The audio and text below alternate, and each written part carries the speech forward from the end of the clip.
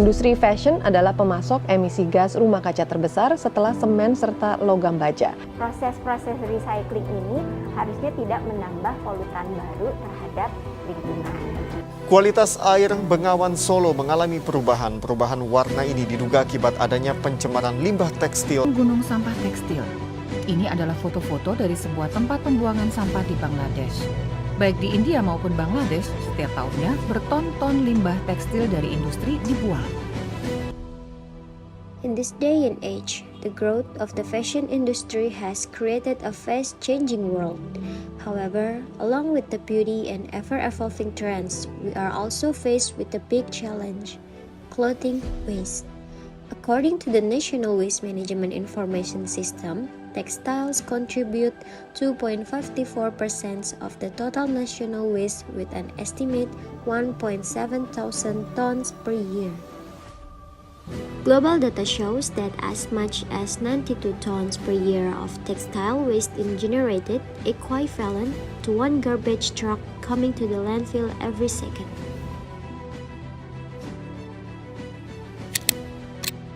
The fashion industry produces more than 80 billion garments every year. Unfortunately, most of these clothes end up as waste in landfills or even pollute our rivers and seas.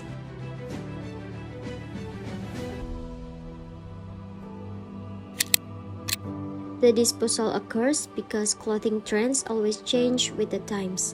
The change in trends makes many people have to throw away their old clothes, even though this action is not the best step that can be taken, because there are still wiser ways to reduce the number of clothes that are no longer used.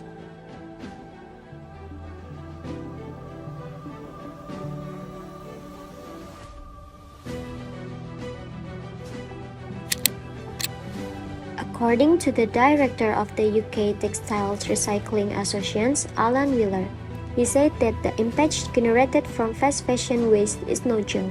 The clothing industry has contributed as the second largest contributor to pollution in the world and a contributor to 1.2 billion tons of greenhouse gas emissions generated by the textiles industry in the world. Meanwhile, culture, media, and communication researcher Idi Subandi Ibrahim proposed slow fashion. Slow fashion is an alternative movement that is formed on the basis of individual and group awareness. This awareness arises after seeing many change and the impact of the environment. Slow fashion is a form of resistance to consumptive lifestyle or the desire to buy new clothes, so that textile waste introduced and environmental sustainability is maintained. So anyway, that's me. My name's Alan Wheeler. I'm director of the Textile Recycling Association. Who is the Textile Recycling Association? If you don't know, we are the only legitimate UK trade association for processors and collectors of used clothing and textiles. We have been around for a rather long time.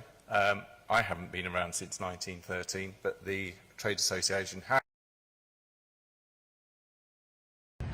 Kalau menurut saya sih ya, kalau limbah tekstil itu sekarang kan mulai meningkat banget nih di masa-masa sekarang, apalagi kayak mulai tercemarnya lingkungan karena limbah tekstil yang banyak dibuang ke sungai gitu Kak. Selain itu juga menurut saya limbah tekstil itu membawa dampak buruk buat lingkungan sekitar dan juga kehidupan manusia yang ada di sekitar. Gitu sih Kak kalau menurutku. Iya udah pasti sih, karena kan fast fashion dan gaya hidup yang konsumtif itu menjadi salah satu penyebab utama dari adanya si limbah tekstil ini.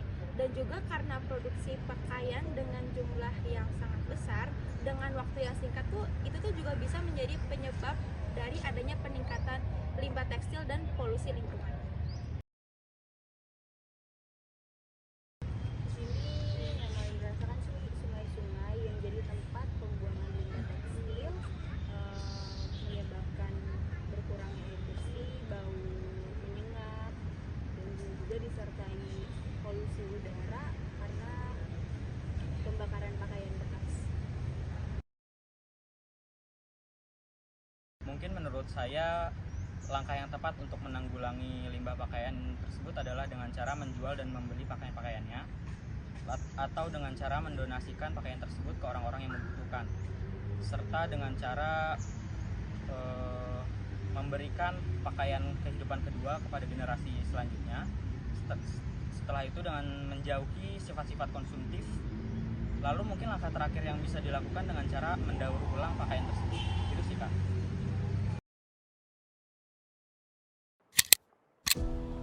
Knowing the benefits of recycling clothes, there are many ways that can be taken in order to reduce the amount of textiles, one of which is by recycling clothes can be the best solution.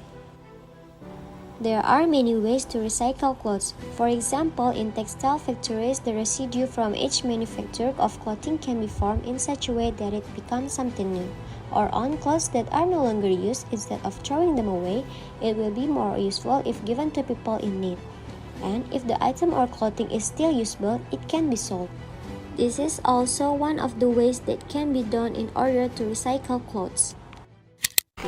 Dan hasilnya, kalau berdasarkan jumlah tentu masih sampah plastik sekali pakai yang terbanyak. Tapi kalau berdasarkan sampah terberat, 55,9% yang ditemukan adalah sampah tekstil. Artinya perilaku kita sehari-hari itu sangat berpengaruh besar terhadap bumi tempat kita tinggal. Selamat sore Kak. Perkenalkan, nama saya Mariana Gregini dari Universitas Muhammadiyah Tangerang. Ingin meminta waktu Kakak untuk melakukan wawancara terkait program daur ulang yang dilakukan oleh Sejauh Mata Memandang. Sebelum kita mulai wawancara, boleh perkenalkan diri Kakak terlebih dahulu. Nama saya Kareta Milena. Dipanggil Reta. Saat ini saya bekerja di Sejauh Mata Memandang sebagai junior creative designer. Mungkin beberapa orang masih ada yang belum tahu nih Kak, sejauh mata memandang itu apa sih?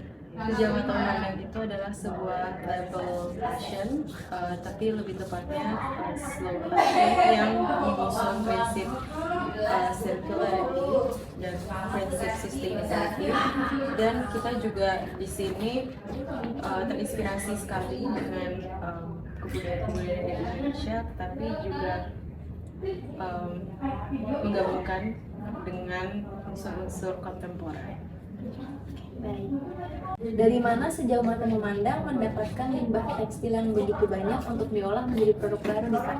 Oke, jadi biasanya kami mendapatkan limbah tekstil itu dari hasil produksi sendiri. Jadi kalau misalnya kami membuat baju, biasa ada sisa kain, dan biasanya sisa kain itu kami olah lagi sih untuk menjadi barang-barang mungkin yang lebih kecil, atau juga bisa jadi barang-barang pecah. Dan barang-barang pecah ini biasa di sini disebut sebagai koleksi daur. Dan sebenarnya kami juga sudah sempat mempunyai program yang bernama Baur, yaitu kami mengumpulkan sisa tekstil. Sisa tekstil ini kemudian dicacah, terus dipinta ulang, jadi benang lagi, dan benangnya ini dibuat menjadi kain baru lagi, yang namanya Baur. Dan selanjutnya itu bagaimana Sejauh Mata Memandang melakukan proses daur ulang limbah tekstil yang ada hingga menjadi produk baru yang berkualitas? Oke. Sebenarnya biasanya selalu dimulai dengan R&D, research and development. Jadi dicari dulu kira-kira ingin membuat produk apa, lalu trial and error. Jadi kayak dibuat dulu sampel-sampel ya, terus dites apakah barangnya sudah oke atau enggak. Kalau misalnya udah, mungkin baru masuk ke proses produksi, begitu sih. Tapi kalau misalnya kan dari nama ini yang dapat sendiri itu karena bekerja sama dengan pihak luar, jadi mungkin lebih banyak misalnya kayak berkomunikasi, berdiskusi dengan pihak luar bagaimana sebaiknya limbahnya ini diproses. Sejauh Mata Memandang menerapkan konsep apa dalam produksi barang, dan terinspirasi dari mana Sejauh Mata Memandang dalam membuat desain dari produk yang dihasilkan? Kalau misalnya produk-produknya sendiri sebenarnya terinspirasi dari kebudayaan Indonesia. Jadi banyak banget, misalnya waktu itu pernah bekerja sama dengan komunitas ibu-ibu yang ada di Sumba untuk membuat kain tenun yang terinspirasinya dari pemandangan alamnya mereka dan tapi tetap menggunakan teknik-teknik yang mereka memang sudah punya.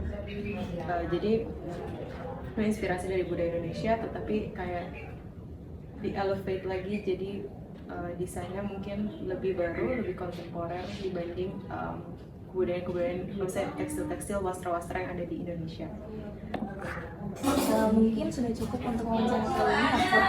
Aku sangat berterima kasih banget kepada Kakak Eka yang sudah berbaik hati untuk meluangkan waktunya untuk melakukan wawancara terkait program daur ulang yang dilakukan oleh Sejauh Mata Memandang.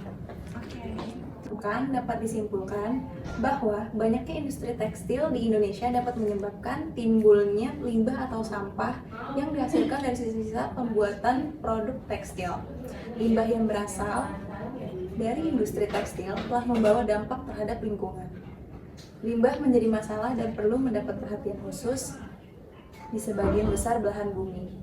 Pentingnya kita dalam membeli suatu barang memikirkan dampak yang akan terjadi. Perlunya kesadaran diri untuk tidak membeli barang-barang fast fashion yang dapat menimbulkan dampak untuk orang banyak. Pentingnya juga kita harus merawat lingkungan. Sekian, terima kasih.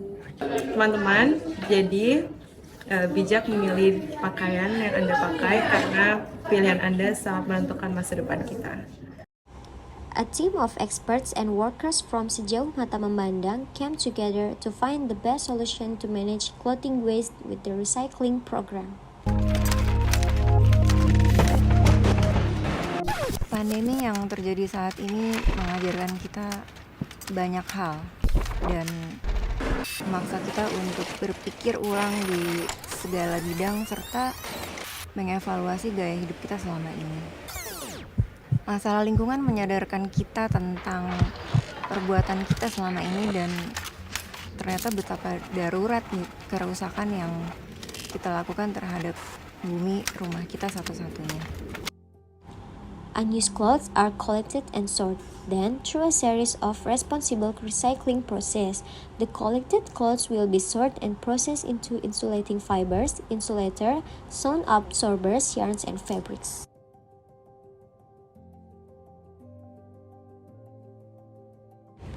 According to the Sejauh Mata Memandang Impact Report from September 2021 to May 2023, a total of 5.7 tons of unused clothes equivalent to 55 times the height of Monas have been collected, with more than 2,400 kg of clothes recycled, resulted in saving water more than 6 million liters per year, reducing carbon more than 60,000 kg carbon dioxide per year.